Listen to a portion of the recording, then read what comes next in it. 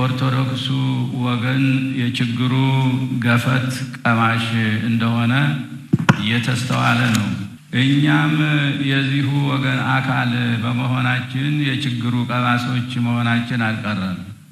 በየቀኑ ካህናትና ምእመናን ይገደሉብናል፣ አብያተ ክርስቲያን ይቃጠሉብናል።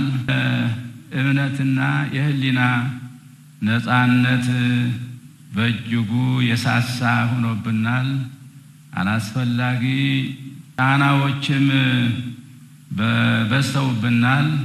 ከውጭም ከውስጥም በተቀነባበረ ስሌት የቤተ ክርስቲያናችንን ስም ማጥፋት የዕለት ተግባራቸው ያደረጉ አካላት ተበራክተዋል።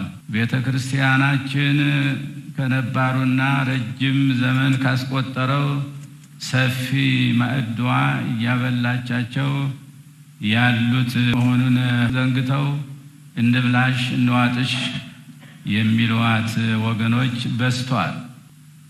በእነኚህና በሌሎች ምክንያቶች አባቶች እንደ ልብ ተንቀሳቅሰው መስራት የማያስችሏቸው አጋጣሚዎች እየተፈጠሩ ነው።